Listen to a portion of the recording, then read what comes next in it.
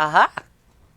I do believe we are live, and if everything went right, we're 1 minute late, but it's Tuesday, and it's 1 minute after 10 o'clock, and you are here at the Heirloom Art Studio, and welcome to another year of We Don't Know What. You never know what you're going to learn or see or talk about here in the Heirloom Art Studio. Now, if you've noticed, we have something new going on here.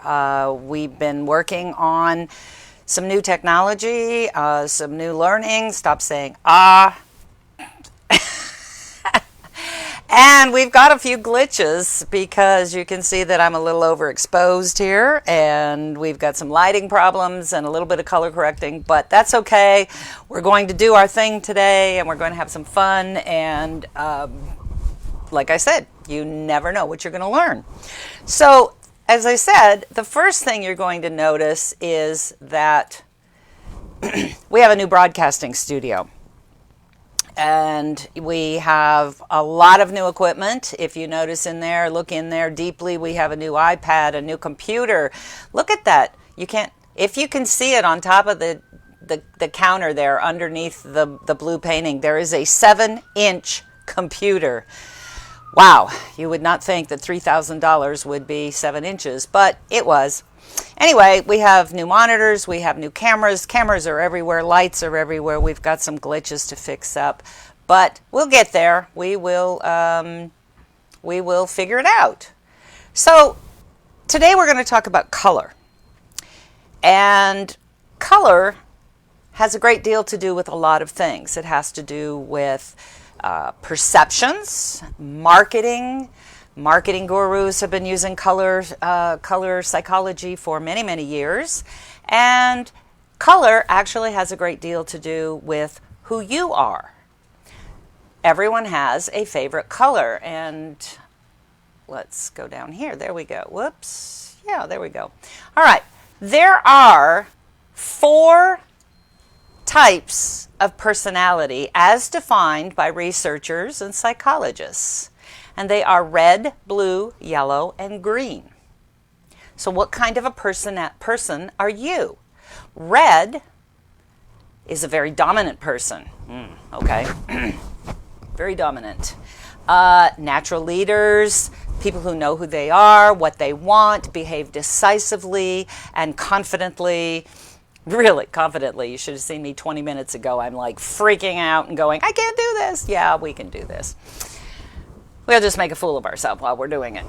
And people that do not do well in subordinate positions, they need to be in charge, and they're not followers. Now, if you're talking about the color, red can also be intense desire, aggression, adventurous, very sexual, angry, or evil. All right, things that are depicted in life and in art and things like that. So that's red. We have yellow. Very bright, energetic people, optimistic, unless you get me on a bad day.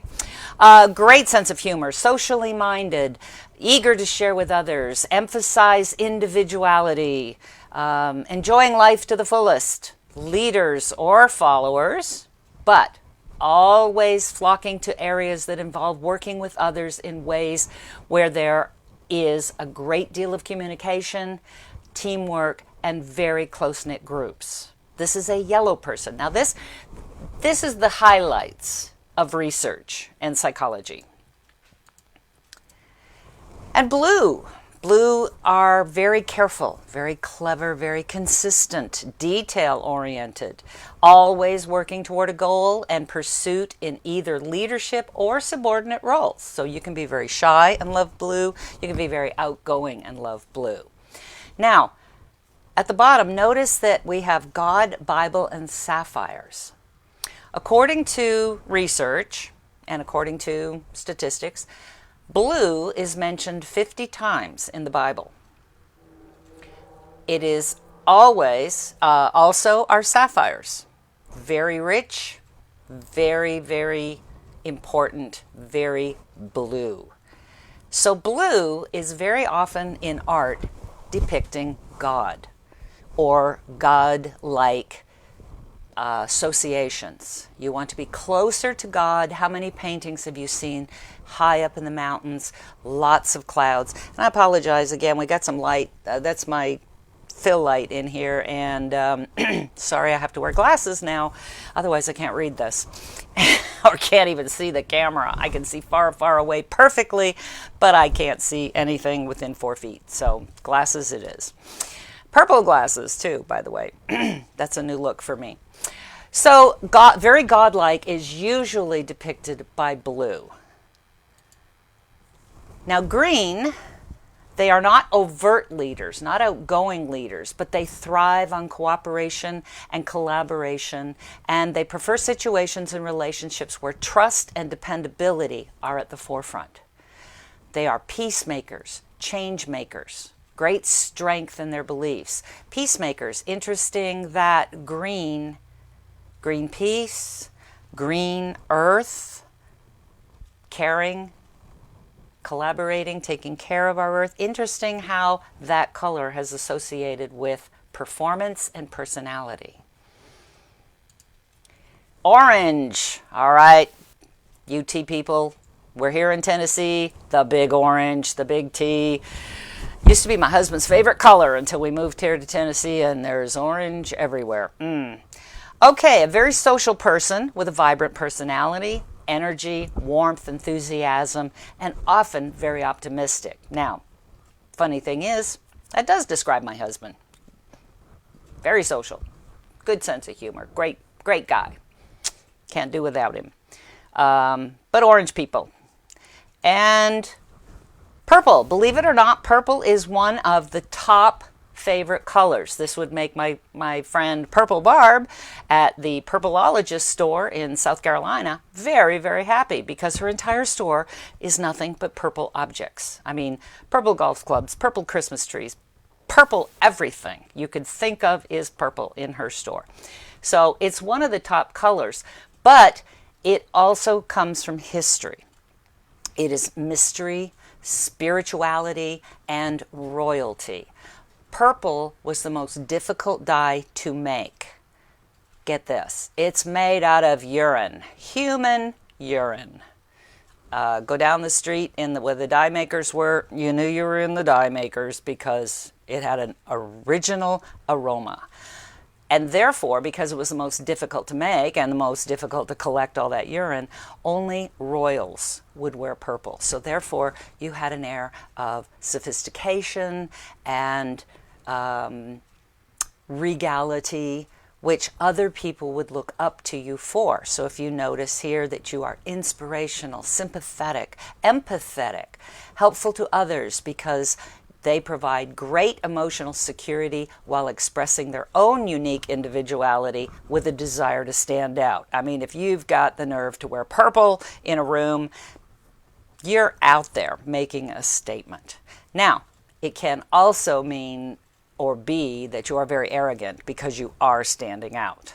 So when you are out there being flashy in that purple outfit, are you and good or arrogant? Be careful. That is there in some people.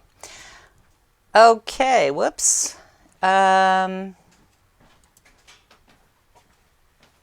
We put something in the wrong place. Hang on. There we go. All right, black.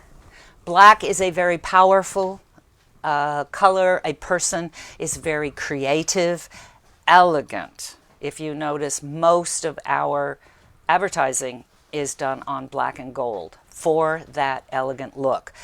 We might be the Heirloom Art Studio, but I am not folk art. I am not anything to do with something that is not trying to profess the most elegant, upstanding, and classy business. That's our attempt. Now, while you are not an introvert, they are very careful with details in their own lives. They do not share easily with others. Now, this is a person that is entirely liking black. Now, conversely, we go to the dark side. Black can be a positive thing. Black can be dark. It can be depressing. It can indicate loss, things that are mysterious, things that are good versus evil. Okay, the guy in the white hat is the good guy. The guy in the black hat is always the bad guy. Also, sexuality.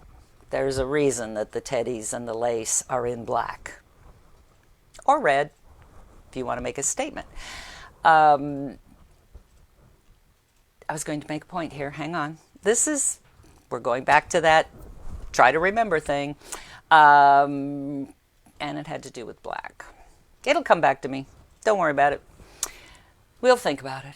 All right, and white. Now, white typically indicates birth, purity, innocence as a color. You know, the baby is born, is christened in the white outfit.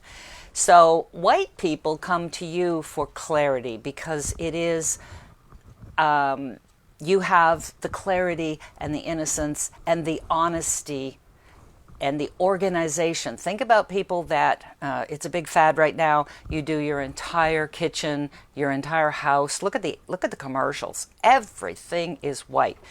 Sorry, but if I was hiring a designer, it would have to be somebody that was using color, because I would go stark raving crazy in a white house, except that I am extremely organized. I also go crazy if things are not exactly where they're supposed to be.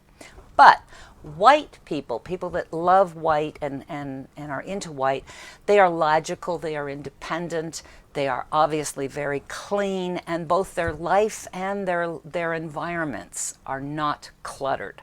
And because they have this clarity of thought, this is why someone would come to them and ask for advice, because they are uncluttered and they can see where things are going. Okay, now brown.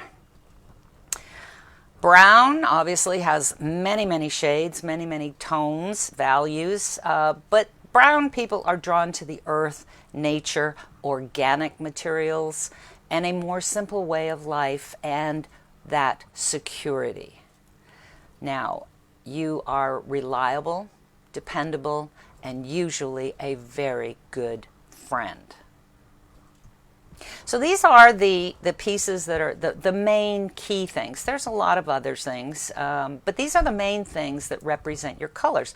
So everyone usually has a favorite color.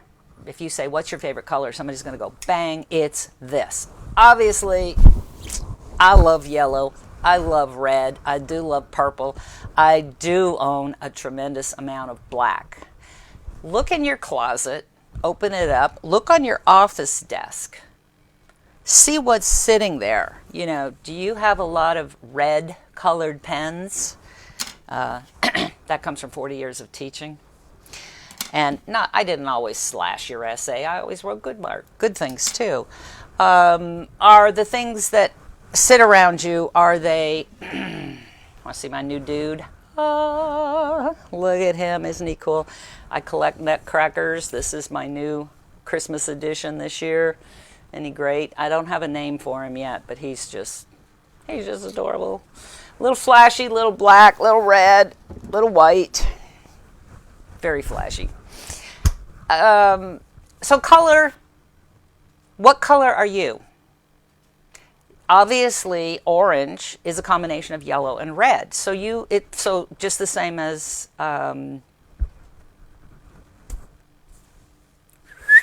the astrology. There we go. I told you. You got to think ahead of time. And just the same as astrology, you may be part this, you may be part that. So colors are what you are. They will tell you about your, oh, I know what it was I was going to tell you. This is cute.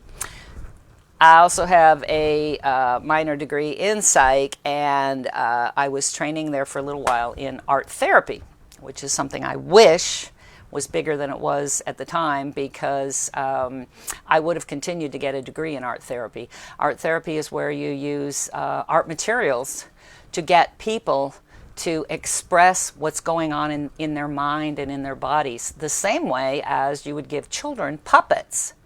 The reason they give them puppets is because the minute you are over here and not here. Children will say things and make puppets do things that are in their head. Same with art materials. And those of you who are artists will say, I've got to get it out. I have to be creative. I've got to say something or do something. Even in my own work, I have not reached the point where I have painted what I really need to get down. I've got wonderful things going, but I'm still working on that perfect concept of my statement. It's coming. It's getting close, but I'm not there yet. But with art materials, you can say things. You can express things that you would otherwise maybe not say. So in art therapy, there is a very classic experiment, study with children. And they gave children crayons. And everyone started to draw. And everyone started to say things and do things. And there were things there that the professors and the psychologists were watching for. You know, was this child alone and scared or whatever? And they came upon this little boy who had drawn his entire drawing with a black crayon. And they talked to him for a little while about what he had drawn. And believe it or not, they determined, oh, this is terrible. Oh, this little boy, he's depressed. He's isolated. He is possibly being abused. His world is black. They had it all figured out. And then one guy walked up to him and said, tell me, why did you do everything in your drawing in black? And his answer was, because all the other children took the good colors. So it's not always what you think you see. You can't come to some massive conclusion without facts. So that's fun. So color. We have colored things going on in the studio. And if you've been watching my feed on the Heirloom Art Studio, which is Kathryn Rutherford-Fine Artist at Heirloom Art Studio, the other Kathryn Rutherford is my private one. Feel free to friend me. I will let you into that one too, but that has a little bit more family stuff and personal stuff and things that I'll write directly to friends as well. So join both. And you will find that if you have been following, I've been working on a series of 9 paintings called the Color Collection. Each one has its own individual meaning, its own definition of what's going on, and I'm not going to go into that today. I'm just simply going to bring you up to date because between my cataract surgery last year, where I lost 4 months online, and the end of the year and this COVID thing and everything else that's going on, I realized that you missed a couple of the paintings that I was working on. So let's go through the paintings in the order that they were painted. Now, again, there will be 9 paintings, red, yellow, blue, which are the primary colors. From those colors, you can mix orange, green, and purple. And then you need black, white, and brown. So the 9 paintings will be individually completed. Each one is 24 by 27 inches. They are on canvas, and they are all the same size and identically framed in a very tiny ornate gold frame. So let's go through them and let me show you, let's bring you up to date on what has been done.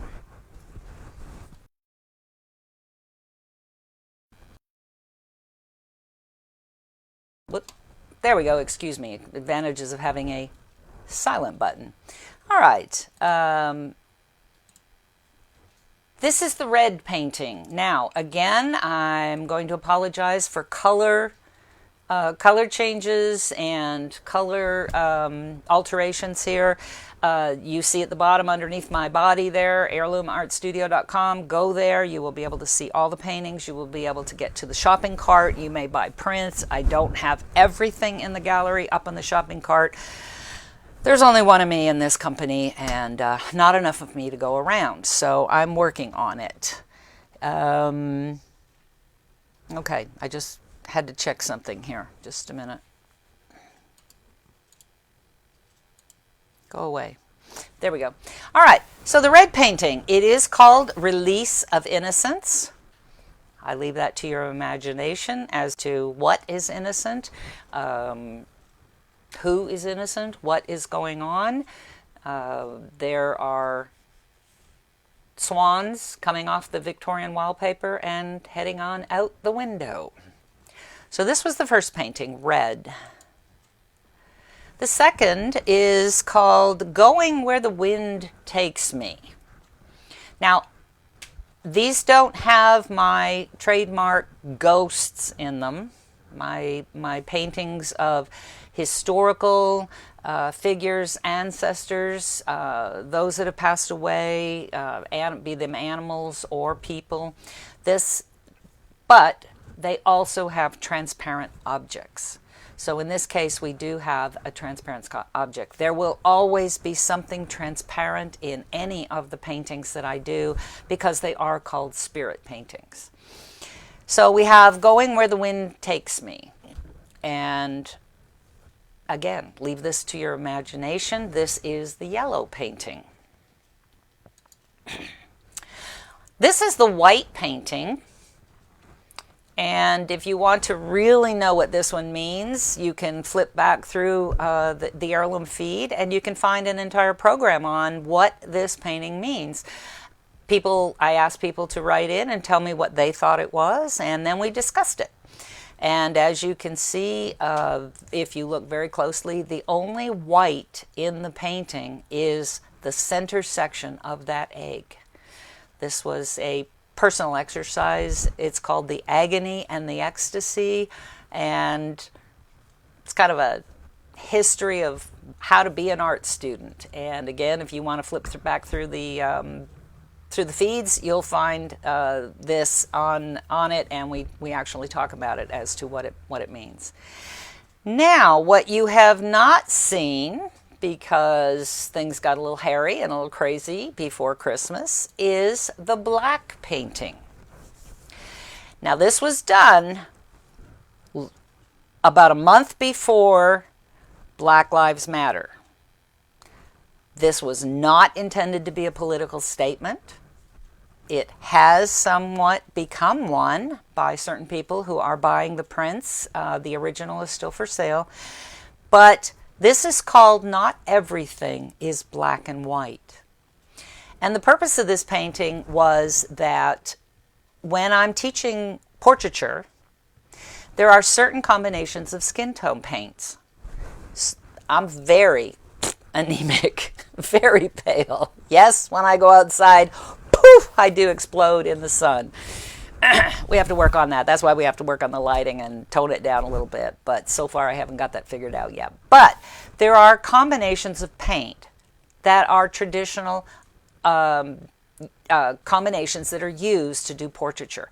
But when you go to the dark skin tones, be them coffee tones or charcoals or blues, burgundies, the chocolate-covered tones, they are all very, very different. There is no black in this painting. I have not used black at all. First of all, if you know anything about my work, all of these paintings are painted in black and white first, and all of the paint is chosen for its transparency quality. And I paint in pure color. I do not mix color until the very, very end if I need it. And I layer and layer and layer. There may be 50, 100, 200 coats of paint on any given area in order to come up with the texture, the values, and the effect that I'm looking for. So if you look at these three different individuals, their skin tones are entirely unique. We have the very coffee tones in the center. We have the chocolate and green tones. Look at the reflections with the greens.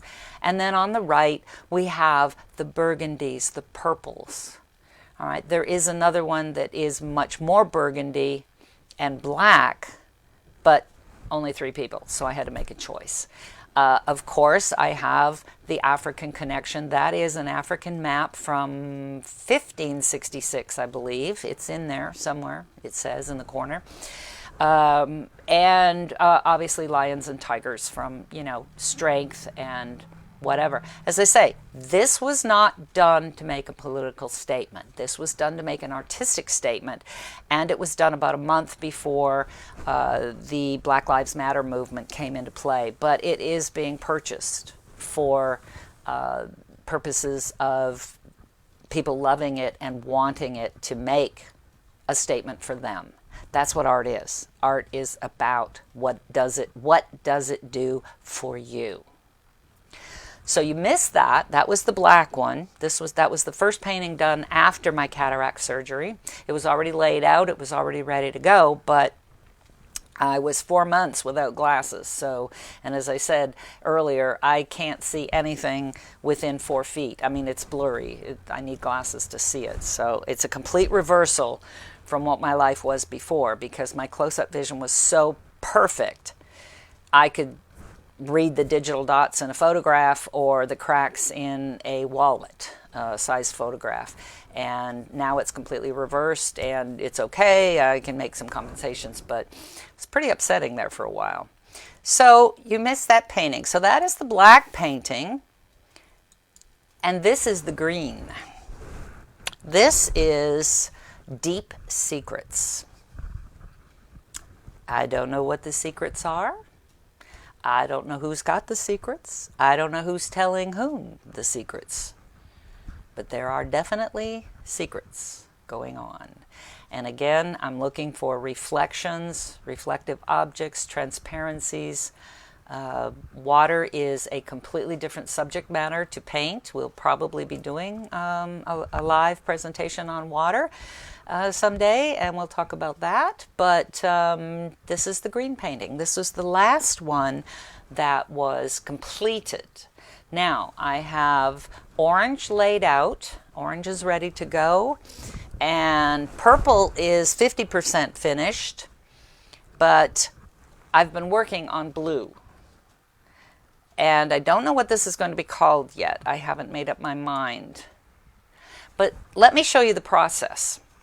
This is after I've got the white, all the black and white and the gray just sort of blocked in. I mean, it's sort of slapped in there really roughly, but, blended a little bit. I've just got my layout. And then I've spent 2 days perfecting the layout and adding some glazing. You can see that I'm starting to add blues, I'm adding greens, I'm adding some burgundies.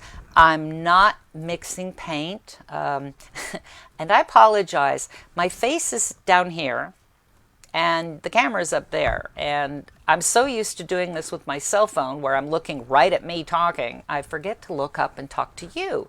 So, and again, I have to fix those lights. So I apologize. I am talking to you. So this is after 2 days of perfection work, not the days that it takes to get the painting on the canvas, but the days that it takes to start perfecting, start building the positives, the negatives, the push, the pull, the details. So that's day 2.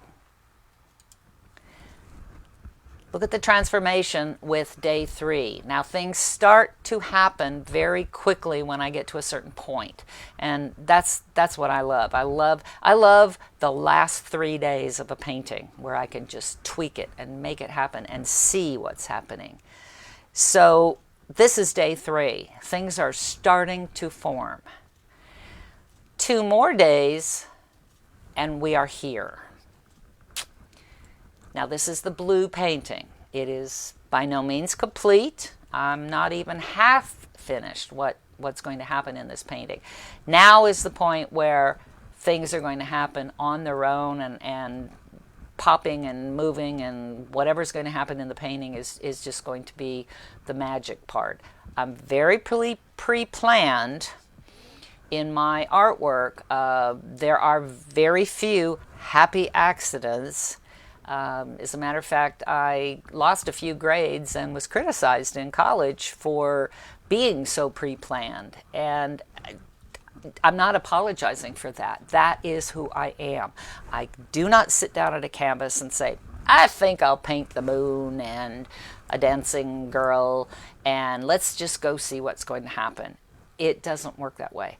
I sit at the computer and I draw on the computer, and I push and I pull. That's the only advantage of Photoshop when I'm doing what I call my layouts, is that if I've got something perfect, I can then stretch it, make it bigger, whatever. There might be 100 layers in a painting. And sometimes I'm actually doing, not sometimes, I'm actually doing commissions of some people, and I have to use their photographs. So it's easier to scan their faces and their persons in. This is all made up except the marble statue. If you are lucky enough to be in North Carolina and go to the Biltmore Estate, it is the home owned by the Vanderbilts. It is still in their family. It is the only estate in the United States still owned by the original rich guys. It's a very, very beautiful home. The grounds are wonderful. They've got a great winery, great hotel, great trails, all kinds of things to do. They're adding more things every year, I hope. I mean, we can still get there. But it's about 2 hours from my house, and my husband and I spend a lot of time over there. We usually have season passes. And this marble statue is outside of the Italian garden, and it's actually baby Bacchus. If you were to see the statue in person, he has little horns in him. He's a little devil, and they're dancing around. She has grapevines, grape clusters coming out of her hair. Bacchus is the god of wine and decadence and all those good things that go along with Greek mythology. And it's very, very tall, so that when you are standing underneath it, you are photographing up.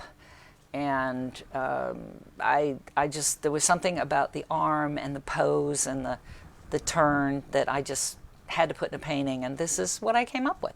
So this is day 5. This is where we're at right now. And just to show you what kind of a problem we're having with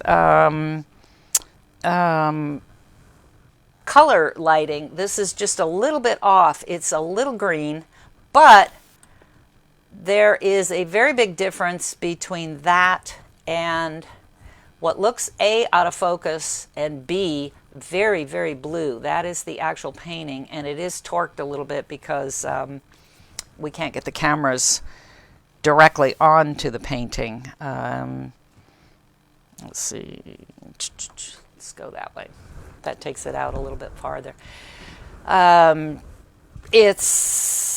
It's going to be very, very interesting to try to do some more tweaking and figure out exactly how we're going to get this painting. It's not that screaming blue, but it's not green either. So still some learning of technology to be done, and we'll get there. We will get there. There we go. And look at this. I got an ornament for my husband. Paint palettes and paint. I actually got another one here. No, I got a paint palette with 3D paint palette with paint brushes. All my inspirational things. So the thing now is to stop, see if we can fix a few things. Jim Davies, if you're watching this and you have any suggestions on the cameras, then let me know, because they are the same ones you're using. And I know you don't have any problems with focus and things like that, but I haven't gone too far into the stream technology. we'll get there. But in the meantime, it's time to go back to work. Time for another cup of coffee. I lost it. It went away. So think about color. Think about what you profess when you are you. Does that match you? Think about your decor. What are you going to try to say when you put blue in your house? And remember that in terms of interior design, if you design in blue, make sure that's a cold color. That's a cool color. Half of the color wheel, where's our color wheel? Let's go back here to, hang on a minute. And there it is. All right. Remember that half of the color wheel is hot colors, warm colors, red, orange, and yellow. The other half are cool, blues, greens, and purples. If whatever color you paint in or design in, let's say you are doing a landscape or a seascape and everything is blue, the sky is blue, the water is blue, your living room is blue. I guarantee you that anyone who comes into that room, if that's all they see, blue and white, they're going to feel cold. It's very psychological, but it's very cold. Even a painting. Think about painting a winter scene. Snow is white and purple and blue, and it's cold. But if you add some of the opposite color, something warm, brass lamps in the living room, gold pillows, brown carpet, brown flooring even. In the painting, you're going to add a sailboat with yellow sails, gold sails, someone on deck wearing something very warm, very reddish tones, maybe a real, it's not called a slicker, but a raincoat type idea. That will tone down your room and it will tone down your painting. It's very, very important to have the opposite. Sorry, everything is backwards in here, so I have to get used to this. This is totally different than a phone. But use the opposite color in your painting and in your decor. Even in your dress. If you're wearing a giant blue, screaming blue dress and you have blue topaz jewelry on, it's very blue. Add a brooch, a warm brooch, a warm scarf to tone it down. In your painting, use the opposite. If it's a winter scene, make sure there's a little green in there, warm greens, browns, curled up leaves, browned stems of logs or trees, and whatever it is you're painting will work. All right, so that's our little color talk today and my first adventure into using this new software. We're going to work the bugs out of it. We're going to keep going. I'm going to try to be here every Tuesday at 10. If you are watching later, make sure you put the hashtag, the $, write in the comments, write hashtag replay, and then tell me something. Tell me who you are, where you're at, what you're doing. If you like it, if you don't like it, if you have suggestions for something I should talk about. Facebook likes that replay thing because they like to know that you're all paying attention later if you can't be with us at 10 o'clock. I also am online. I will post the links. I am in the studio at 5 o'clock in the evening on Thursday and 4 o'clock or 5 o'clock. I think it's 5 o'clock. I have to check. Ooh. We haven't done a studio visit for a while. But we do a meet and greet on Thursday evening and Saturday morning at 10 o'clock, so that those that have time zones, I know I have people checking in from different places around the world, and we just chat. We talk. Well, I have some people that will show me their paintings and ask for a little free advice, which, you know, I'm always willing to give. And hopefully you'll keep watching our feed here, and you'll join us again on our next broadcast. Until then, have a good day. Hope you're enjoying what we can do with our lives right now, and I hope you're all safe. Bye.